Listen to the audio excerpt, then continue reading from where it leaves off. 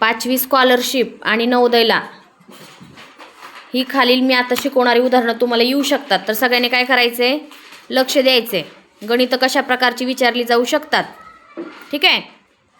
तर बघा, सगळ्यांनी आधी सगळ्यांची बेसिक जी माहिती आहे आपली मूळ संख्यांची ती सगळ्यांना माहितीच आहे, पण आपण एकदा रिव्हिजन घेऊया. म्हणा माझ्या पाठीमागं, 1 ते 100 मध्ये 2 अंकी एकूण मूळ संख्या 21 आहेत.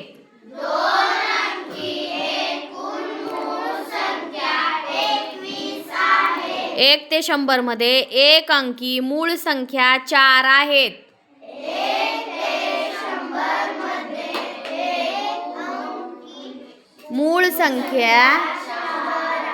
1 ते 100 मध्ये एकूण मूळ संख्या 25 आहेत.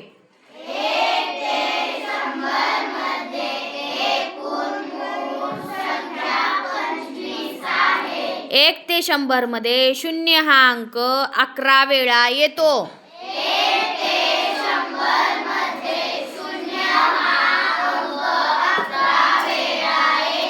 1 ते 100 मध्ये 1 हा अंक 21 वेळा येतो.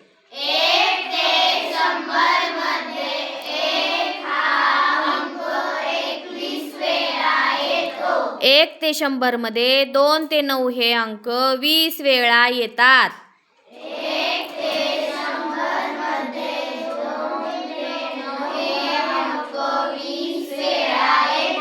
ठीक आहे. तर ही झाली तुमची मूळ संख्यांची माहिती. याच्यानंतर बघा, रेषीय जोडीतील कोणांच्या मापांची बेरीज 180 अंश असते. म्हणा सगळ्यांनी, रेषीय जोडीतील कोणांच्या मापांची बेरीज 180 अंश असते. आता इथे एक आकृती दिलेली आहे बघा. तर त्या आकृतीमध्ये कोन ABE आणि कोन ABC हे रेषीय जोडीतील कोण आहेत. त्यापैकी ABC या कोणाचं माप आहे 110 आणि दुसरा कोण तुम्हाला काढायला विचारलेला आहे, तिथे x अंश लिहिले, ते तुम्हाला काढायचे. मग जेव्हा रेषीय जोडीतील 2 कोणांपैकी एका कोणाचं माप देतात आणि एका कोणाचं माप x दिलेलं असतं, ते तुम्हाला काढायचं असतं. तर किती सोपा उपाय. आताच आपण सांगितलं की एका रेषेत जर समजा 2 कोण असतील, मध्ये जर आडवी उभी रेषा असून जर इकडे एक कोण आणि इकडे एक कोण असेल, तर त्या एका कोणाचं माप असेल ते काय करायचं, 180 अंशामधून वजा करायचं. म्हणजे आपल्याला दुसऱ्या कोणाचं माप ऑटोमॅटिक काढता येतं. मग आता 180 अंश कोणांच्या मापांची बेरीज असते. मग एक कोण दिला 110, मग काय करायचं, एक्सचं माप कसं काढायचं,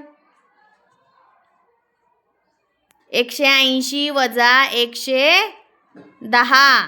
कशातून काय वजा करायचं, 180 अंश हे माप आहे, सगळ्यांना माहिती आहे. रेषीय जोडीतील कोणांच्या मापांची बेरीज 180 अंश असते.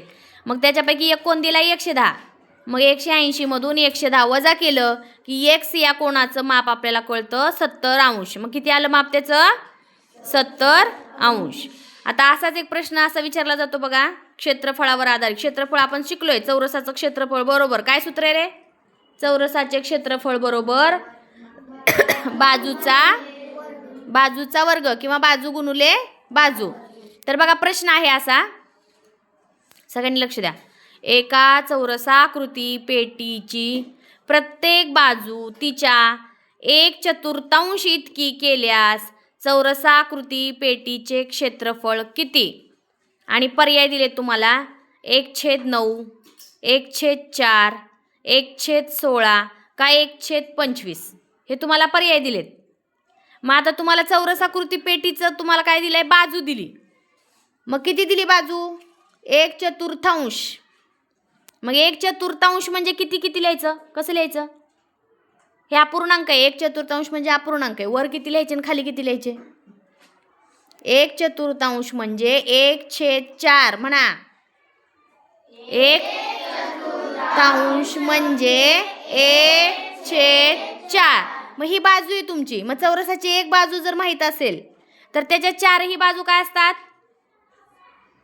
चौरसाची एक बाजू जर 1/4 असेल तर त्याच्या 4ही बाजू काय असतात, समान लांबीच्या असतात.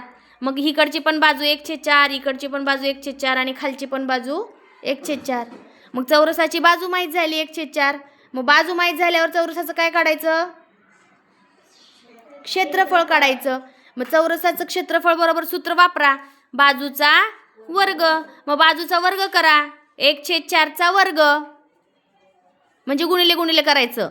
तीच संख्या दोनदा गुणून बघायची. 1/4 गुणिले 1/4 किती आलं? मग गुणाकार केल्यावर 1 गुणिले 1, 1 गुणिले 1 एकच, आणि 4 गुणिले 4 16. मग किती उत्तर आलं? वरती 1 आणि खाली 16, 1/16. मग आपल्या पर्यायामध्ये 3 नंबरच्या पर्यायात दिला आहे 1/16 हे उत्तर. म्हणून पर्याय क्रमांक 3 ला गोल करायचा आहे. आता हे झालं क्षेत्रफळावरचा प्रश्न. हा तुम्हाला परीक्षेला 100% येऊ शकतो, नवोदयच्या पण, स्कॉलरशिपच्या पण. त्याच्यामुळे ही उदाहरणं तुम्ही जरा अभ्यासायची आहेत बरं का. आता पुढचा प्रश्न बघा, ताठ बसा सगळेजण. कुणालने त्याच्या वाढदिवसानिमित्त 100 वह्यांपैकी 2/3 वह्या सर्व मित्रांना समान वाटल्या तर त्या वह्या किती विद्यार्थ्यांना समान पुरणार आहेत? किती विद्यार्थ्यांना समान वाटल्यावर पुरणार आहेत? आणि पर्याय दिलेत 50, 100, 150 आणि 200. मग काय करावं लागेल रे? 100च्या 2/3 करायचे. 100 भागिले 2/3. मग 100 भागिले 2/3 म्हणजे त्याचं जर आपण उलटं केलं, पलीकडे जर गेलो आपण, भागिलेच्या विरुद्ध क्रिया कुठली होती? भागिलेच्या विरुद्ध गुणिले, आणि बेरजेच्या विरुद्ध वजाबाकी. हे एकमेकांच्या विरुद्ध क्रिया आहेत. बेरीज असलं की वजाबाकी, वजाबाकी असलं की बेरीज, एकमेकांच्या विरुद्ध आहेत.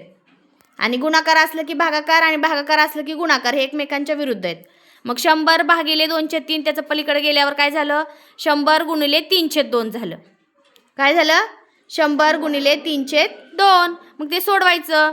2 भागिले 100 बे तर 50 उत्तर येते. 2ला 2 बे क बे, आणि 100ला भागलं तर 50 उत्तर आलं. मग 50 गुणिले 3 150. किती उत्तर आलं? 150. बसा खाली सगळेजण, उठू नका लगेच. मग आपल्या पर्यायामध्ये पर्याय क्रमांक 3 मध्ये उत्तर आहे 150. किती उत्तर आहे? 150. म्हणजे त्यानं ज्या वह्या वाटल्या त्या 150 विद्यार्थ्यांना पुरणार आहेत. आता अजून एक प्रश्न बघूया आपण, चौरसाच्या परिमितीचा. खूप सोपा प्रश्न आहे, ताठ बसा सगळेजण. बघा, चौरसाच्या परिमितीचा प्रश्न आहे. एका चौरसाकृती डब्याची परिमिती ही एका आयताकृती कंपासच्या परिमिती इतकी आहे. आयताकृती कंपास असतं ना आपलं, वर्गात वापरतो ते, त्याच्या परिमिती इतकीच आहे. दार लावू जरा, दार लाव. कंपासची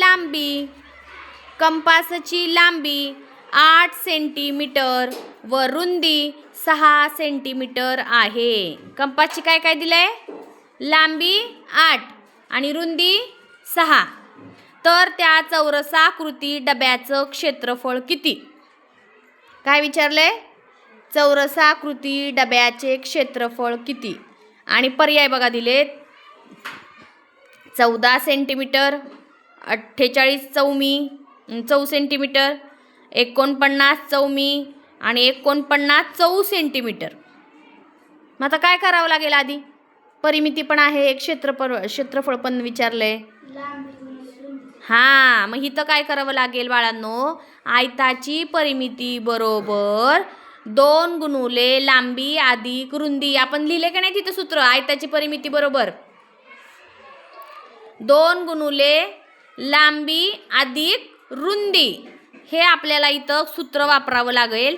मग आयताची परिमिती बरोबर 2 लांबी, मग 2 लांबीच्या जागेवर 8 ठेवलं, रुंदीच्या जागेवर 6 ठेवलं.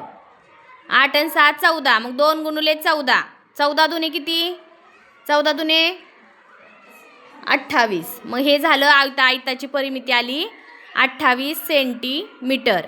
मग इथं पहिल्या वाक्यात दिले की चौरसाकृती डब्याची परिमिती ही आयताच्याच परिमिती एवढी आहे. मग चौरसाची परिमिती किती काढायची आपण? आता किती काढली आयताची परिमिती? 28. मग तीच चौरसाची परिमिती आहे.